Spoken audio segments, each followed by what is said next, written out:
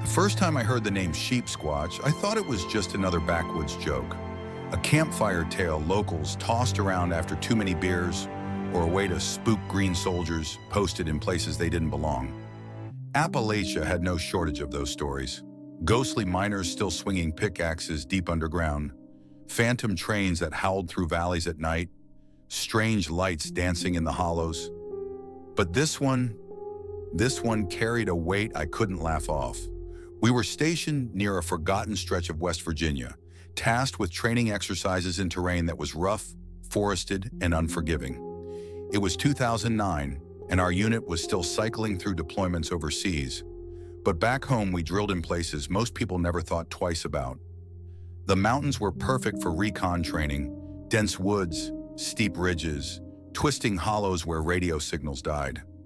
They taught you how to move quiet, how to set ambushes, how to survive without being seen. But they also taught you how small and helpless a man can feel in the middle of nowhere. Locals barely looked at us. Some waved, some turned their backs. At the diner, I once asked an old man about the strange claw marks carved into a tree line we passed. His fork froze halfway to his mouth. He muttered something under his breath, left cash on the table, and walked out. The waitress just shook her head and told me to let it be. That night, when the fireflies lit up the edge of our makeshift camp, our interpreter for the region, Bashir, an Afghan national who'd come stateside on a military exchange, leaned in close. He wasn't prone to rumors or nonsense, but even he lowered his voice. "They say it has horns like a ram, stands taller than any man, teeth sharp as knives, smells like death itself." We laughed, of course. Soldiers always laugh when fear tries to creep in, but his face didn't change. The first sign came during a late patrol. 4 of us were moving ridge to ridge, checking perimeters, when Ruiz froze mid-step. He lifted his hand, palm flat, signaled to stop. I scanned the tree line. No movement, just the rustle of leaves in the evening wind. Then I caught it too. A stench, sour and heavy, like rotting meat left in the sun. Torres whispered, "Dead deer, maybe." But the smell only grew stronger the deeper we moved, clinging to our uniforms, crawling into our lungs until we gagged. We found no carcass, no bones, just trees shredded like someone had taken industrial claws to them. Deep grooves wider than a man's hand, cutting through bark as if the trees were nothing. Daniels muttered, "Bear sign," but his voice cracked. Bears don't make marks 10 feet off the ground. That night, none of us slept easy. The forest went dead quiet, and silence in the woods is worse than noise. Even the crickets seemed to hold their breath. I remember staring at the glow of my wristwatch, waiting for dawn, when a sound cut through the dark. Not a howl, not a scream. Something in between. Long, guttural, vibrating through the trees until the hairs on my arms stood straight. We didn't speak of it at morning roll call. Not out loud. Soldiers know when to keep things off the record. But every one of us glanced at the tree line, waiting, listening, wondering what kind of thing could make a sound like that. And deep down, we already knew this was no ordinary training ground, because something was watching us. The Army never tells you the full story about where you're going. Orders come down, you pack your gear, and suddenly you're in a place you couldn't have found on a map a week earlier. For us, that place was the heart of Appalachia, tucked between steep ridges and hollows where mist clung like a second skin. We were told the assignment was routine, a month-long training rotation in rough country meant to sharpen our skills before another deployment overseas. No war here, no bullets flying, just drills, long marches, survival scenarios. On paper, it sounded simple, but anyone who's been in the Army long enough knows that the places they pick aren't chosen at random. They want ground that tests you, ground that breaks you down. Appalachia was perfect for that. Our temporary outpost was a collection of weathered cabins near an abandoned coal mine. The roofs sagged, the paint peeled, but they kept out the rain. At night, the wind whistled through broken window frames, carrying the smell of damp earth and coal dust.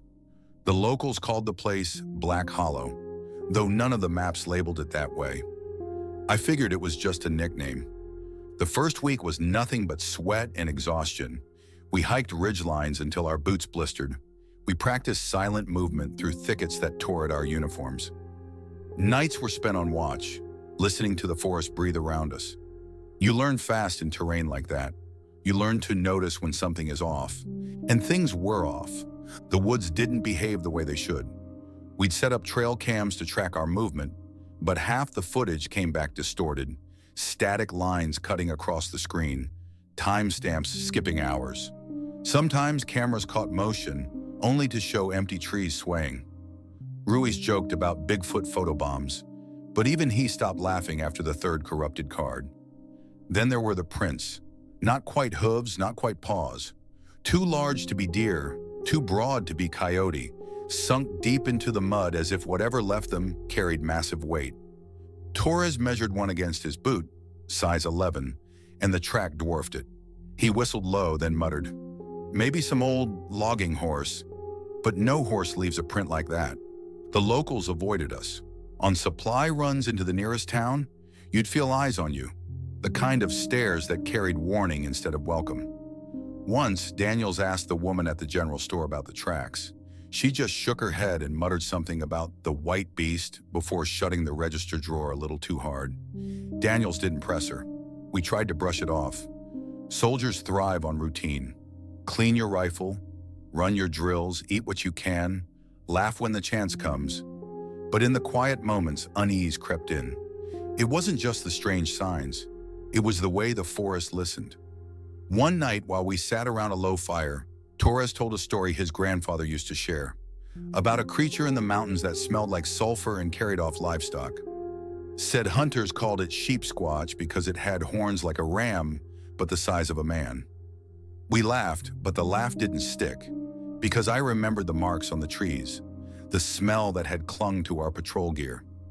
That was when Bashir leaned in again, his dark eyes reflecting the flames. "Where I come from," he said softly, "we know the mountains belong to things older than men. You Americans think your wars are the worst thing in the world, but sometimes war only wakes what sleeps in the ground." His words silenced us, not because we believed him, but because a part of us, deep down, didn't want to. The following morning, during a land nav exercise, Daniels and I cut through a gully shaded by sycamores. Fog hugged the ground, swallowing sound. That's when we found it. A deer carcass, torn open, its rib cage split like a book. The kill was fresh. Blood still steamed in the cold air. But it wasn't just the gore. It was the way the deer's head was twisted completely backward, eyes frozen wide. No predator does that, not even a bear. We reported it, but the CO shrugged it off. "Mountain lions," he said, though we all knew no lion prowled these ridges. Orders were orders. We pushed on, but the air around camp grew heavier after that, as if the forest itself knew we were trespassers. That night, when it was my turn for watch, I swore I saw something move just beyond the firelight. Tall, white, massive, standing among the trees, silent. By the time I blinked, it was gone. I didn't tell the others. Not then, because part of me wasn't sure if it was real or if the forest had finally broken me. But deep down, I knew. Whatever it wasn't done with us. The next week felt like we were marching deeper into something we couldn't name. Orders kept us busy, but the forest had a way of breaking routine. Patrols stretched longer than planned. Maps seemed less reliable. GPS units flickered, showing us standing miles away from where we knew we were. Daniels joked we'd end up wandering into Kentucky if we weren't careful, but even his voice carried tension. Strange noises followed us on patrols. Not coyotes, not owls. These were low, guttural sounds that seemed to come from everywhere at once, echoing across hollows, crawling under your skin. Ruiz swore he heard heavy footfalls trailing us one night. When we stopped, the steps stopped too. We scanned with night vision, rifles raised, but the tree line showed nothing, just the static shimmer of leaves moving. Food started disappearing. Rations left in supply crates were torn into, wrappers shredded, cans crushed like toys. Torres blamed raccoons until he found one of the steel lids bent nearly in half. No raccoon alive could do that. The real breaking point came during a night ambush drill. We split into two squads, one setting up an ambush line while the other tried to slip through. Standard training. My squad was moving quiet, belly crawling across damp leaves when the smell hit again. That same sour, gut-churning stench that clung to everything it touched. Torres whispered, "Christ, it's back." Before I could answer, a scream ripped through the night. Not human, not even close. The sound of something huge in pain, or rage. It shook the hollow, bounced off the ridges. The ambush drill broke down in seconds. Everyone froze, rifles swinging. Then the forest erupted, branches cracked. Something moved fast, tearing through brush like it was paper. We opened fire. Not at a target, we had none. Just at the sound. The muzzle flashes lit up the trees, but nothing fell. Nothing even flinched. The crashing stopped as suddenly as it began, leaving us panting in the silence. When the dust cleared, Torres whispered what none of us wanted to admit. It wasn't running from us. It was running past us. That night, Daniels tried to radio higher command about the incident. The line cut out. Static. When it came back, his message log showed no record of transmission. It was like the forest itself had swallowed the report. From then on, none of us trusted the radios. 2 nights later, I was paired with Ruiz on watch. The fire was low, just embers glowing red. The rest of the squad snored in their bunks. We sat in silence, ears tuned to the forest. Then Ruiz stiffened. He pointed. Between the trees, a pale shape moved. At first, I thought it was fog. But fog doesn't have legs. It stepped into a shaft of moonlight, and my breath caught. It stood on 2 legs, easily 7 or 8 feet tall. White, matted fur hung from its body like filthy wool. Its shoulders were broad, arms long, ending in hands too large for any animal. And the horns, curling out from its head like a ram, black against its pale fur. The smell hit next, that sulfur rot stench that made bile rise in my throat. Ruiz fumbled for his rifle. I grabbed his arm. "Don't." My voice was barely a whisper. "Don't move." The creature turned its head toward us. Its eyes glowed faintly, catching the firelight. For a heartbeat, the world froze. The only sound was the crackle of the fire. Then just as quickly, it stepped back into the shadows. Gone. Ruiz swore under his breath, his hands shaking. "You saw that, right? Tell me you saw that." I nodded, because denial wasn't possible anymore. We didn't tell the others, not directly. We just said we'd heard movement, kept watch tight, but Ruiz and I knew. We carried the weight of that sighting alone, and it ate at us. The forest didn't let up. Strange cairns, piles of stone, appeared near camp. At first we thought they were old miner markers, but the stacks grew fresh overnight. Perfectly balanced towers of rock, standing where none had been before. Torres kicked one down in frustration. The next night, 3 more appeared, taller, closer to the fire pit. Sleep became impossible. Shadows seemed to move even when the fire burned bright. Men started hearing whispers when they were alone, murmurs in a language no one recognized. Ruiz said he heard his mother's voice calling his name from the woods. Daniels admitted he saw shapes circling the camp perimeter, always just out of range. Even Bashir, usually calm, began to fray. He refused to sleep indoors, claiming the cabins trapped bad spirits. He left offerings at the tree line, bread, coins, even one of his own dog tags. None of it helped. Our CEO tried to hold discipline together. "It's stress," he told us. "Isolation. Your minds are playing tricks." But even he flinched when we found another deer carcass strung up in a tree, 30 feet high, entrails dangling like streamers. There's no stress explanation for that. It was Daniel who went missing first. He was on a solo recon sweep, just a mile radius from camp. Standard procedure. He never came back. We found his rifle in the brush, magazine full. His boot prints led into the trees, then stopped cold in a patch of soft earth. No drag marks, no signs of struggle. Just nothing. We searched for hours, days even, but Daniels was gone. Vanished like the forest had swallowed him whole. The CO filed the official report as lost in terrain, but none of us believed that. We'd all seen too much. The night after his disappearance, I woke to the sound of something brushing against the cabin wall. Slow, deliberate, like claws dragging wood. I held my breath, every muscle locked. Then faintly I heard it, Daniel's voice, whispering my name, from outside the cabin. I wanted to move, to open the door to check, but something in me knew, if I did, I'd be next. So I lay there in silence, praying for dawn. By the end of that week, none of us were soldiers anymore. We were prey, and the forest was hunting. The forest had already taken Daniels, and in some ways, it had taken us too. Every step, every watch, every breath was haunted by the knowledge that something out there had marked us. Still, protocol demanded we continue training.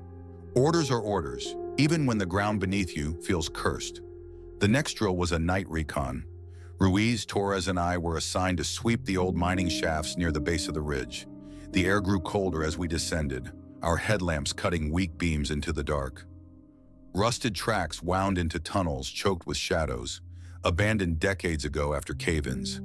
The smell of damp stone mixed with something fouler. Wet fur, sulfur, and rot. "Smells like Daniel's socks," Torres whispered, trying to cut the tension. Nobody laughed. We reached a chamber where the ceiling arched high. That's when Ruiz spotted it. A symbol carved into the rock. Not graffiti, older, deeper. A crude figure scratched with something sharp. Horns, claws, a hulking body. Beneath it, fresh blood smeared across the wall. Torres swore under his breath. "This isn't training ground. This is an altar." Before we could respond, a sound rolled through the shaft. A growl so low it shook the ground beneath our boots. Then, movement. Something massive crawling just beyond the reach of our headlamps. We raised rifles, fingers trembling on triggers, and then we saw them. Bones, piles of them. Deer, coyotes, even bear skulls stacked like offerings. And among them, fabric, torn scraps of army-issued uniform, a patch with Daniel's name barely visible under dried blood. The truth hit us all at once. Daniels hadn't vanished. He'd been taken. That was when the thing moved into view. Its horns scraped the ceiling as it stepped forward, hunched but towering. White fur matted with filth, eyes burning faintly in the dark. Its chest rose and fell with a wet, rattling breath. When it opened its mouth, rows of jagged teeth caught the light, and the smell of decay hit like a physical force. For a second, none of us moved. Soldiers trained for war, frozen by something no war manual could prepare you for. Then Torres fired. The shot cracked like thunder, echoing off the stone. The creature roared, a sound that rattled bone, and lunged. We ran. The tunnels shook as it pursued, claws tearing stone, each step like an earthquake. My heart hammered as we scrambled through the shafts, headlamps swinging wildly. The exit beam of moonlight finally appeared ahead. We burst into the night, lungs burning. Behind us, silence. We turned, rifles raised. Nothing emerged from the mine, just the hollow dark. But we knew it wasn't over. We told the CEO what we'd seen. He didn't laugh this time. He didn't even argue. He just looked at us with hollow eyes, then ordered the camp to prepare for withdrawal. But it was already too late. That night, the attacks began. The first came just after midnight, a crashing through the trees, then a scream from the outer perimeter. By the time we reached the sentry post, the man was gone. Blood smeared across the dirt, his rifle bent in half. The forest came alive with movement. Shadows darted between trees, huge shapes circling. The Sheep Squatch wasn't alone. Torres gripped his rifle, muttering prayers under his breath. Ruiz looked at me, face pale, and whispered what we all knew but couldn't say. "This isn't training anymore. This is a hunt." The squad realized then that we weren't soldiers on exercise. We were trapped inside a war no one had warned us about. And the enemy wasn't human. The night of the first attack shattered whatever discipline we had left. Our camp had always felt temporary, a flimsy bubble of order in the middle of wild country. But after the Sheep Squatch struck, it felt like a coffin. The CO barked orders to reinforce the perimeter. We dragged logs, stacked crates, anything to build barricades. Claymores and trip flares were laid across the tree line. We doubled the watch. But deep down, we all knew barriers meant nothing against what was out there. The forest pressed close. Every crack of a branch felt like a warning. Every gust of wind carried that rotten stench. We moved like ghosts, speaking only when necessary, conserving ammo, conserving hope. It came at 0200 hours. A flare burst over the tree line. bathing the woods in red. A shape moved, fast, massive, silent for its size. The mines went off. Explosions thundered. Shrapnel tore through the undergrowth. For a moment, relief surged. Maybe we'd stopped it. Then the roar came, deafening, full of rage and hunger. The creature burst through the smoke, horns gleaming, fur singed but not slowed. It crashed into the barricades, tossing crates like toys. A soldier opened fire point blank. The beast swiped once, just once, and the man flew 10 feet, his chest caved in like paper. "Fall back!" the CO screamed. We scattered. Muzzle flashes lit the night, bullets tearing through branches. But the thing moved like smoke, dodging fire, circling us. Another soldier screamed as claws hooked him from behind, dragging him into the tree line. His cries cut off as if swallowed. Ruiz, Torres, and I huddled near the cabins, covering each other. Ruiz shouted over the gunfire, "It's not alone!" "Look!" And he was right. Eyes glimmered in the dark. Not just one pair, dozens. Shapes moved between the trees. Smaller than the sheep squatch, but built the same. Pale forms lurking in the shadows. Offspring. Pack. Whatever they were watching, waiting. "This is a nest," Torres muttered, his face drained of blood. We set up camp inside its nest. By dawn, the attack subsided. 2 men were dead, 1 missing. Supplies wrecked, ammo low. The CO tried to rally us, but his voice shook. "We'll evacuate," he said. "Air support's inbound." But when we tried to radio for extraction, static filled the channel. Same as before. No signal in, no signal out. That's when Torres snapped. He threw his rifle to the ground. "They knew," he hissed. "Command knew this wasn't just training. They dumped us here like bait." No one argued. None of us trusted higher anymore. The following day, we tried moving camp, packed what gear we could and marched out. The woods swallowed us whole. Every trail looped back on itself. Compass needles spun. GPS units failed. Hours of marching brought us back to the cabins we'd abandoned. Ruiz spat in the dirt. "We're trapped, like rats in a cage." That night, the creature played with us. We heard it circling camp, dragging claws along the cabin walls, knocking over supply crates. Every so often, it let out a guttural call that vibrated in our bones. Not an attack, mockery. A predator savoring the kill.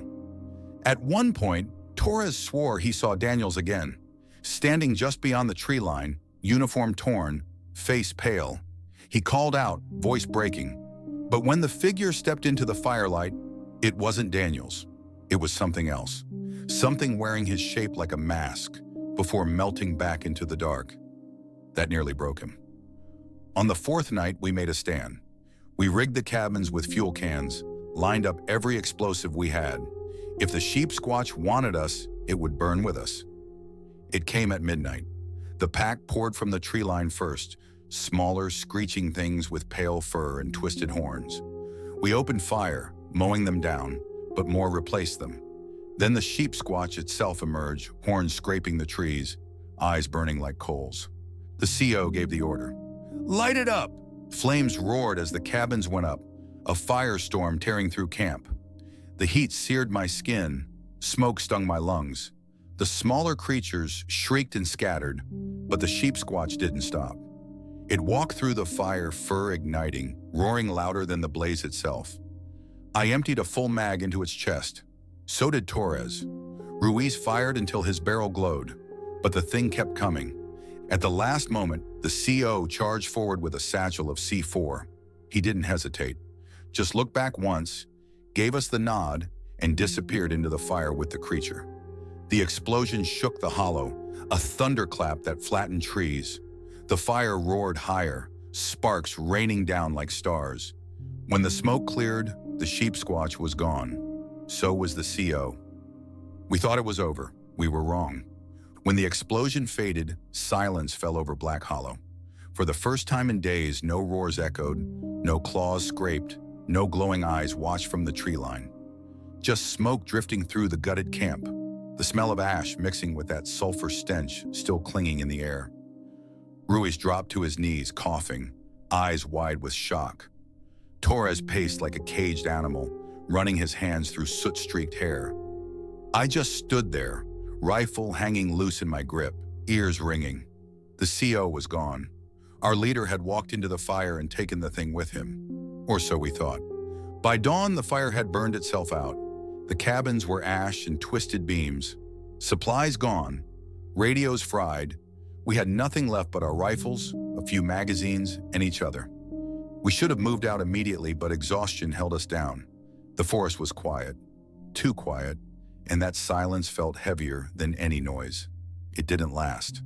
Around mid-morning, Ruiz froze while filling his canteen at the creek, his face drained of color. "Tracks," he whispered. I knelt beside him. Deep impressions in the mud, sunk heavy into the earth. Hooved but wrong. Too wide. Too deep, leading away from the creek and into the ridge. Torres shook his head in disbelief. That blast should have torn it apart. But the truth stared back at us in the dirt. The Sheep Squatch had survived. Worse, it was leading us somewhere. We followed, not out of choice, but because staying meant death. The tracks wound higher, through thickets that shredded our sleeves, over rocks that cut our boots. Hours passed. The air grew colder, the woods darker, until the sun itself seemed to avoid that ridge. By late afternoon, we reached a clearing. In its center stood a circle of standing stones, weathered, jagged, older than anything man-made in those hills. Bones littered the ground inside, arranged in spirals, skulls staring outward. Torres muttered, "It's not just an animal. It's something else. Something that's been here longer than us." Before we could respond, the smell hit, stronger than ever, like rot boiling in the sun.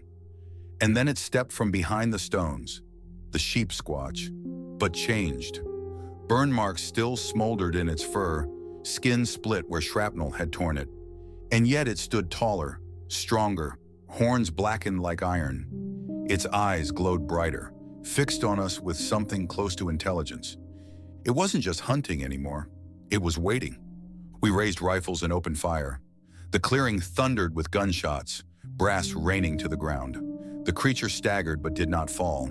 Every round felt like throwing pebbles at a storm. It roared and charged. Ruiz was the first to break. He bolted for the tree line, screaming. The Sheep Squatch swung its massive arm, claws catching him mid-stride.